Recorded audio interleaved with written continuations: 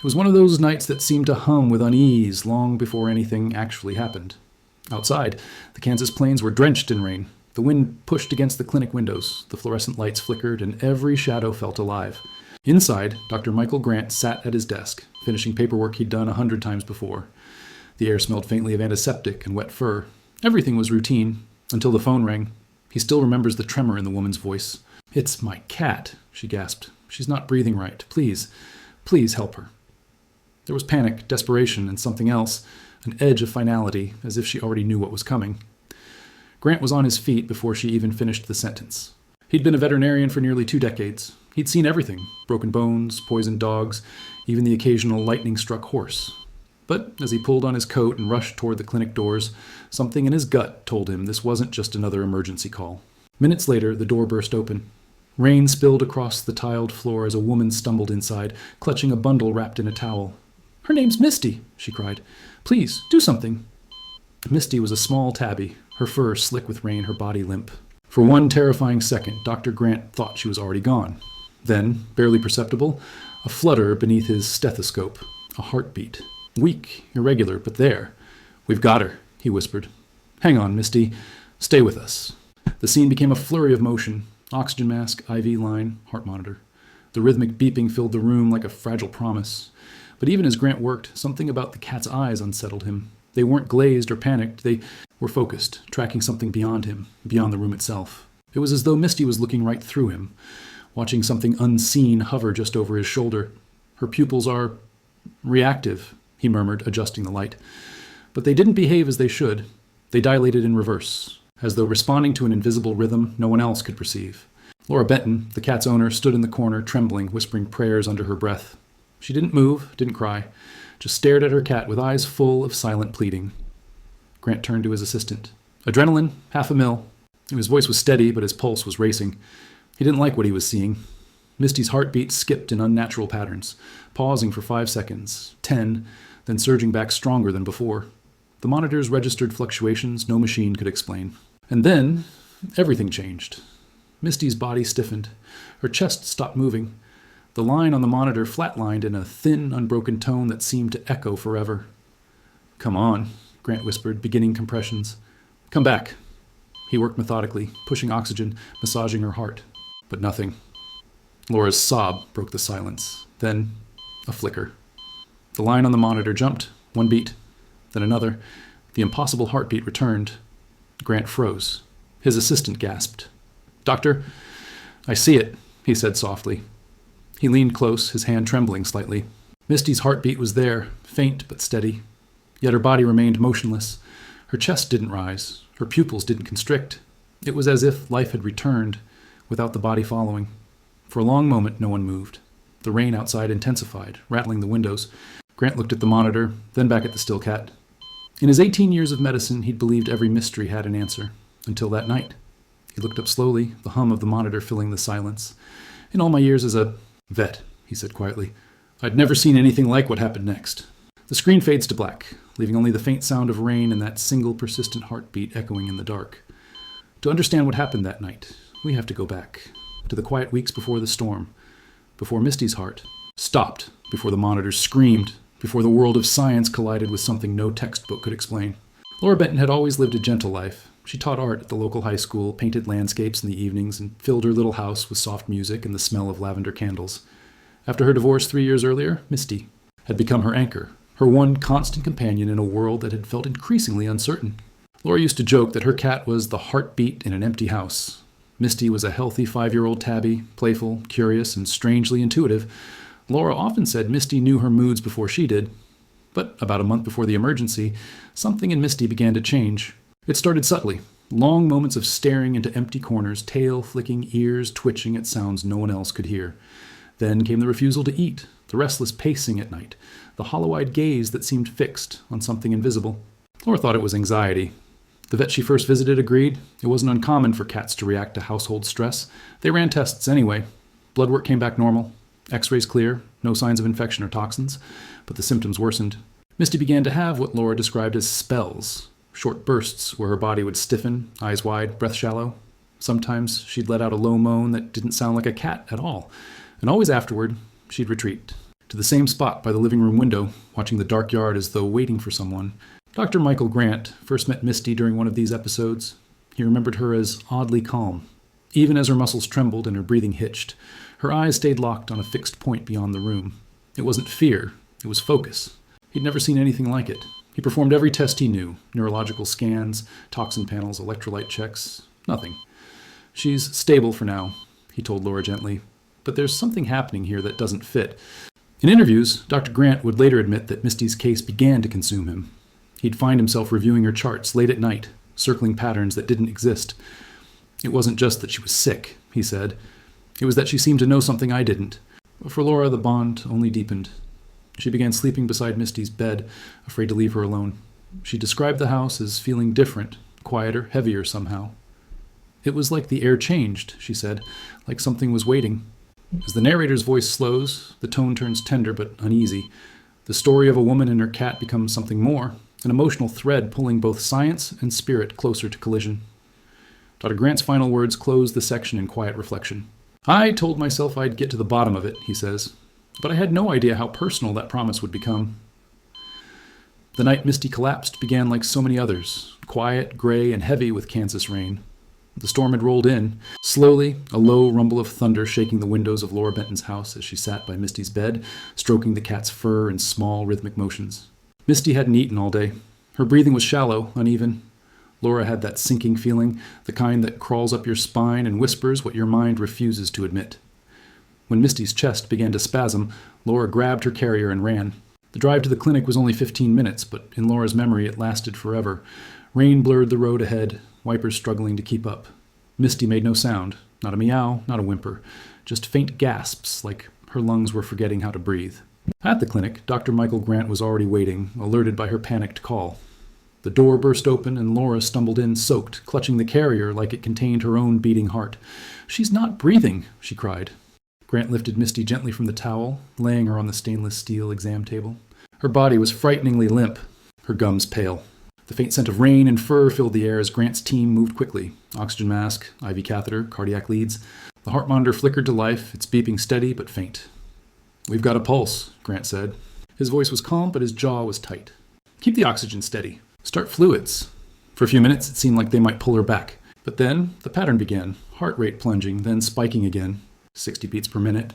40, 20, then 0. Flatline. Laura covered her mouth, her breath catching. The room fell silent except for the low hum of the oxygen machine. Grant leaned over Misty's tiny frame, beginning compressions with careful, practiced precision. Come on, sweetheart, he muttered. Not yet. Seconds stretched like hours. The heart monitor remained still. Then, just as Grant was about to call it, a sound. One sharp beep. Then another. His assistant, Rachel, froze. Doctor, she's back. Grant stared at the monitor, blinking. The rhythm was erratic, but undeniable. Misty's heart had restarted on its own. All right, he said quietly. Let's stabilize her. But stabilization never came. The heart rate spiked into chaos. 150, then 200, the pattern no longer human or feline, but something in between, like Morse code from another world. Misty's eyes opened wide, pupils enormous, locking on something in the far corner of the room. Laura, Grant said, I need you to step back. But Laura didn't move. She whispered Misty's name again and again, tears streaming down her cheeks. Misty's gaze didn't shift. It was fixed on something none of them could see. Then, in one final movement, she lifted her head, her mouth opening in a sound that didn't belong in any veterinary textbook. A long, piercing yowl that reverberated through the room, echoing in the steel tables and glass cabinets. And then, silence. The heart monitor flatlined again. This time, nothing brought it back. Grant lowered his head. Time of death, 11:42 p.m. The rain outside intensified, hammering against the windows like grief itself. Laura's sobs filled the space where Misty's heartbeat had been moments before. He placed a gentle hand on the cat's still chest. I'm sorry, he whispered. But as he turned to cover her with a white towel, the monitor behind him flickered. One single isolated blip. A heartbeat. Impossible, Rachel gasped. Grant froze.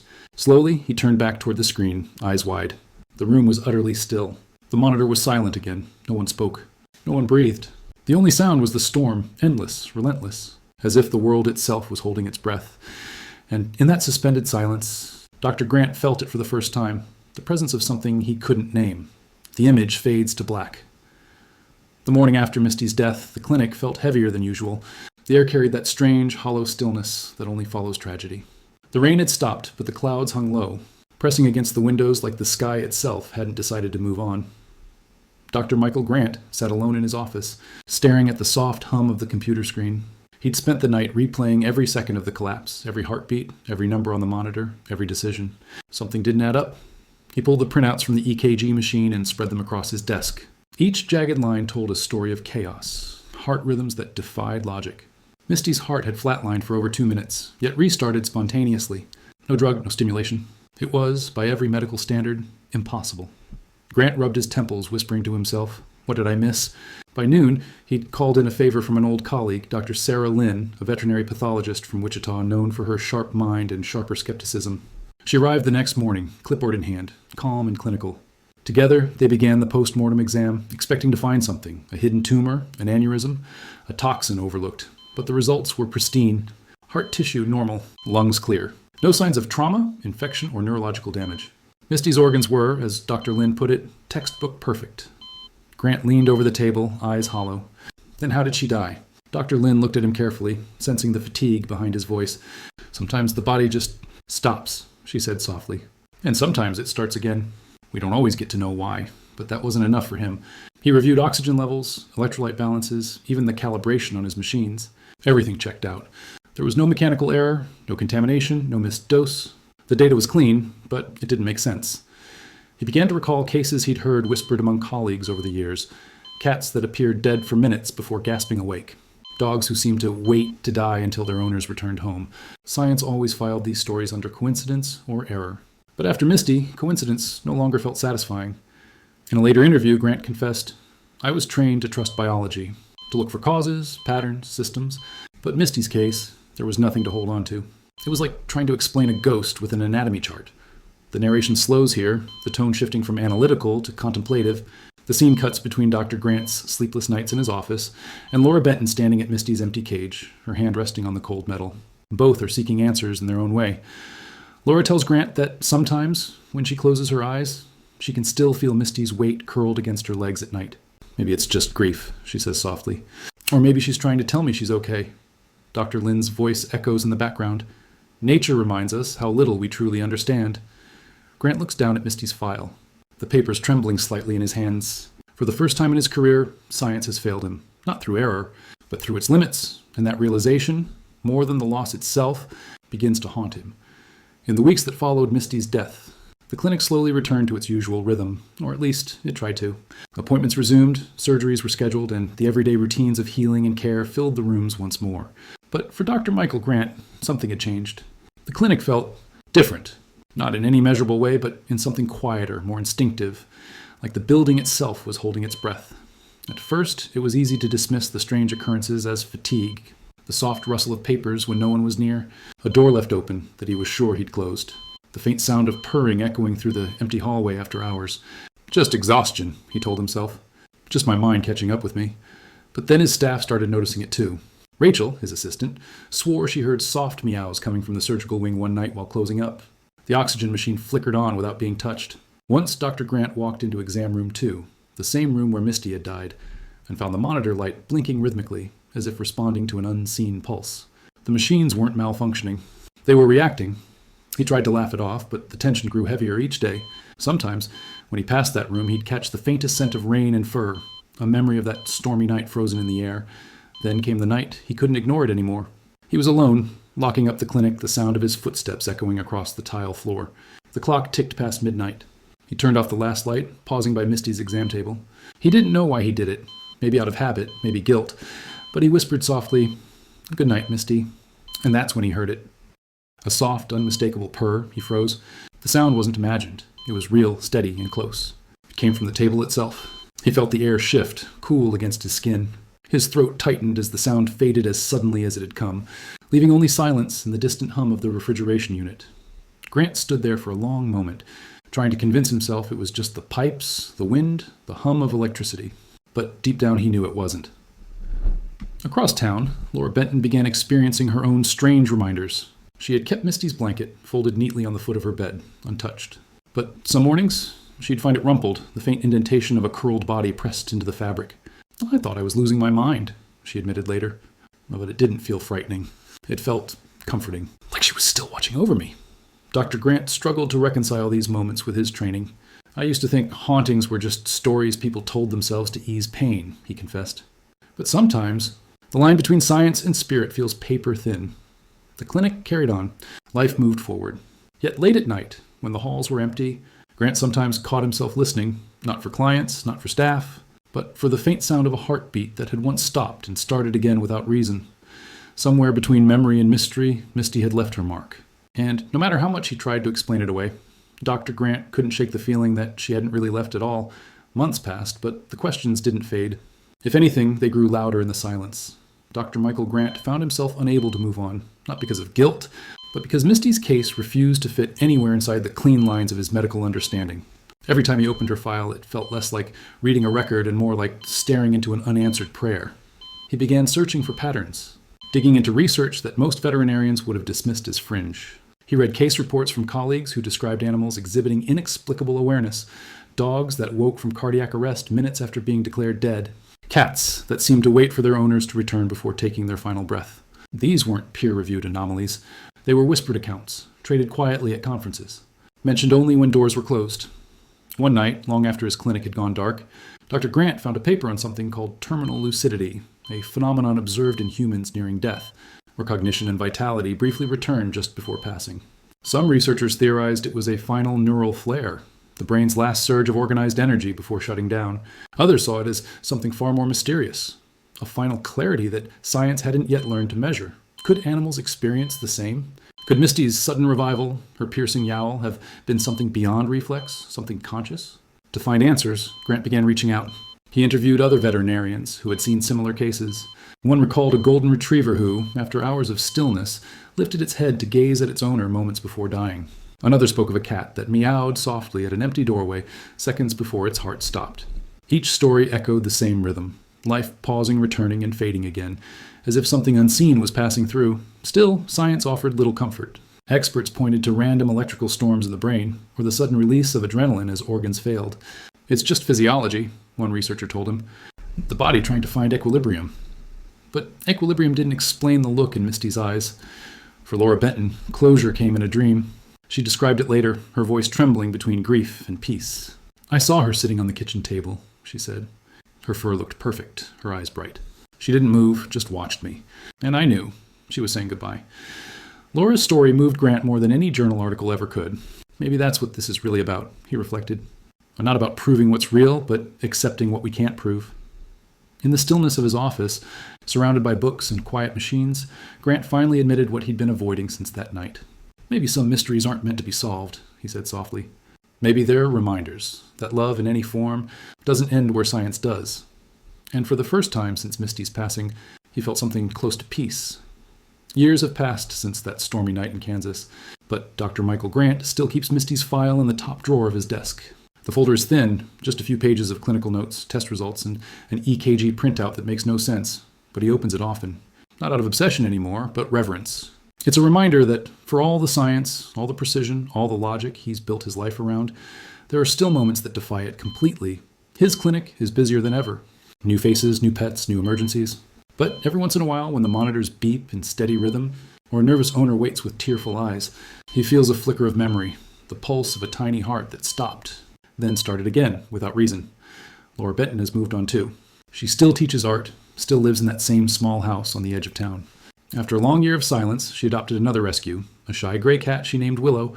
She's nothing like Misty, Laura says, smiling softly. But sometimes I catch her staring at the window, the same way Misty used to. And for a moment I wonder. Her voice trails off, not in sadness, but in quiet wonder. When Dr. Grant visits her now and then to check on Willow, there's an unspoken understanding between them. They don't talk much about Misty anymore, but the silence between their words carries everything that matters. It's not about ghosts or miracles, it's about connection. The kind that medicine can't chart or measure. In an interview years later, Grant reflected on how that single case reshaped his view of life and death. For so long, I thought being a doctor meant finding every answer, he said. But Misty taught me that sometimes our job isn't to explain, it's to witness. To stand beside something extraordinary and admit that we don't understand it, but that it matters. The narration slows, the tone turning reflective, cinematic. We see Dr. Grant walking through the empty clinic after hours, the soft hum of machines fading into the background. He pauses by exam room 2, the same table, the same light flickering faintly overhead. His hand rests on the cold metal surface, and he smiles just slightly. Outside, sunlight spills across the windows, golden and warm, washing away the memory of the storm. The camera lingers on the space where Misty once lay, the place where science met mystery and mystery refused to leave quietly. As the final voiceover fades, Dr. Grant's words close the story. His tone is calm, almost a whisper, like he's speaking to her one last time. "I've saved hundreds of animals in my career," he says. "But Misty, she taught me that sometimes it's the ones we lose who save us." A faint sound rises beneath his words, a soft purr, distant yet unmistakable. The screen fades to white, and somewhere, in the quiet between heartbeats, the mystery lives on.